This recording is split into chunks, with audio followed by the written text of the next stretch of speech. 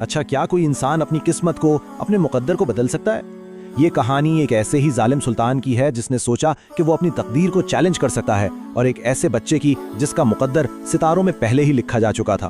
تو چلیے دیکھتے ہیں کہ طاقت اور تقدیر کی اس جنگ میں آخر جیت کس کی ہوتی ہے۔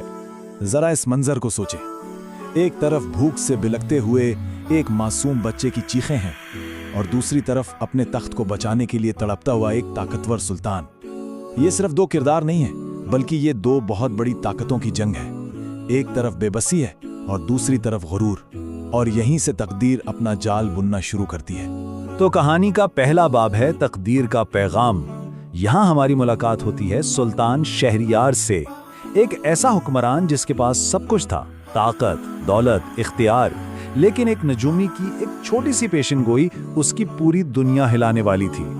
سوچئے ذرا، ایک غریب گاؤں کا بچہ جس کی پہچان صرف اتنی ہے کہ اس کے کندھے پر ایک ستارے کا نشان ہے، وہ ایک عظیم سلطان کا تخت، تاج اور خفیہ خزانہ چھین لے گا۔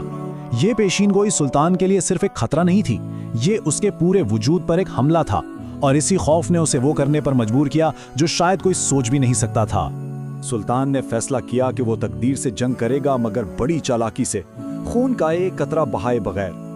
وہ ایک شاطر تاجر کا روپ بدلتا ہے اور خود اس بچے کو خریدنے نکل پڑتا ہے جس کے مقدر میں اس کی بربادی لکھی تھی۔ یہ قسمت کے خلاف اس کی پہلی چال تھی۔ بچے کو ایک لکڑی کے صندوق میں بند کر کے بپھرے ہوئے دریا میں پھینکتے ہوئے سلطان کو لگا کہ بس اس نے تقدیر کو شکست دے دی، معاملہ ختم۔ لیکن وہ یہ نہیں جانتا تھا کہ اس کا یہ کام اصل میں تقدیر کے منصوبے کا ہی ایک حصہ تھا۔ اس نے بچے کو مارا نہیں، بلکہ انجانے میں اسے اس کی منزل کی طرف روانہ کر دیا تھا۔ سلطان نے تو موت کا جال بچھا دیا تھا، اب باری تھی تقدیر کی۔ تقدیر بھی اپنا اگلا قدم اٹھانے کے لیے بالکل تیار تھی۔ اس دوسرے حصے میں ہم دیکھیں گے کہ قسمت کیسے اپنے سب سے بڑے دشمن کو ہی اپنا سب سے بڑا ہتھیار بنا لیتی ہے۔ 14 سال ایک بہت لمبا عرصہ ہوتا ہے۔ ان 14 سالوں میں سلطان نے اپنی بادشاہت کو اور بھی مضبوط کر لیا، یہ مان کر کہ وہ پیشن گوئی تو دریا کی لہروں میں کہیں گم ہو چکی ہے۔ وہ بالکل بے فکر تھا، لیکن تقدیر اپنا کام بڑی خاموشی سے کر رہی تھی۔ اور پھر ایک دن شکار کے دوران سلطان کی نظر ایک نوجوان لڑکے پر پڑتی ہے، اور پھر وہ اسے دیکھتا ہے، کندھے پر وہی ستارے کا نشان۔ سوچیں وہ لمحہ کیسا ہوگا جب سلطان کے پیروں تلے سے زمین نکل گئی ہوگی۔ اس کا سب سے بڑا خوف زندہ اور جوان ہو کر اس کے سامنے کھڑا تھا۔ سلطان نے دوسری بار ایان کو ختم کرنے کی کوشش کی، اس بار تلوار سے نہیں بلکہ قلم کی طاقت سے۔ اس نے خفیہ خط لکھا جس میں ایان کو ہمیشہ کے لیے قید کرنے کا حکم تھا، لیکن تقدیر نے اپنا ایک اور مہرہ آگے بڑھایا، ایک پراسرار درویش جس نے صرف چند الفاظ بدلے اور موت کے پیغام کو شادی کے جشن میں تبدیل کر دیا۔ ذرا سلطان کی حالت کا تصور کریں جب وہ محل واپس لوٹا۔ جس لڑکے کو وہ قید خانے میں سڑتے ہوئے دیکھنا چاہتا تھا، وہ اب اس کا داماد بن چکا تھا اور پورا شہر جشن منا رہا تھا۔ سلطان نے اسے مارنے کی کوشش کی اور تقدیر نے اسے شہزادہ بنا دیا۔ اب سلطان کے لیے ایان کو کھلے عام مارنا ناممکن ہو چکا تھا، تو اس نے ایک نیا کھیل شروع کیا، عقل کا امتحان۔ یہ ایسے ٹیسٹ تھے جو بظاہر ناممکن لگتے تھے اور جن میں ناکامی کا مطلب صرف ایک تھا، موت۔ یہ سلطان کا سب سے شاطر منصوبہ تھا، ایک ایسا مشن جس سے ایان کی موت یقینی تھی اور سلطان پر کوئی الزام بھی نہ آتا۔ کوہ طلسم سے افسانوی سرخ ہیرا لانا ایک ایسا سفر تھا جہاں سے آج تک کوئی زندہ واپس نہیں آیا تھا۔ سلطان نے سوچا تھا کہ یہ طاقت کا امتحان ہوگا، لیکن یہ تو عقل کی جنگ تھی۔ ایان فوراً سمجھ گیا کہ ان پہیلیوں کا جواب تلوار نہیں بلکہ سمجھداری ہے، ہوا، پانی اور وقت۔ اس نے فطرت کے ان بنیادی اصولوں کو سمجھ کر وہ دروازہ کھول دیا جسے بڑے بڑے جنگجو بھی نہیں کھول پائے تھے۔ اس پہاڑ کا اصل امتحان وہ پہیلیاں نہیں تھیں، بلکہ یہ خزانوں سے بھری غار تھی۔ یہ تھا لالچ کا امتحان۔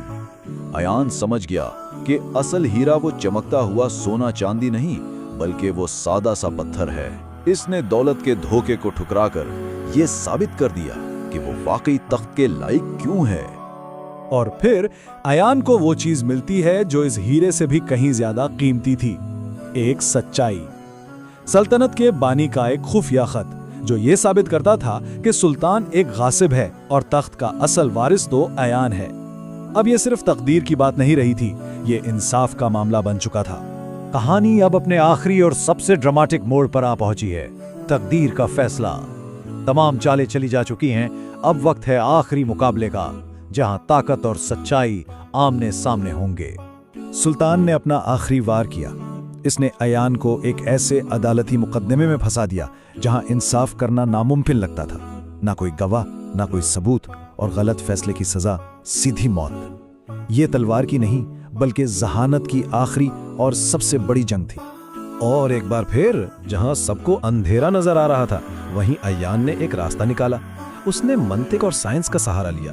संदूक की लकड़ी से सोने के जर्रात निकालकर उसने ना सिर्फ भाई का झूठ बेनकाब किया, बल्कि यह भी साबित कर दिया कि एक सच्चा बादशाह मसाइल को तलवार से नहीं बल्कि अकल से हल करता है। जब अकल और मंतिक की हर चाल नाकाम हो गई तो सुल्तान अपनी असलियत पर उतर आया, यानी जुल्म और तशद्दुद पर।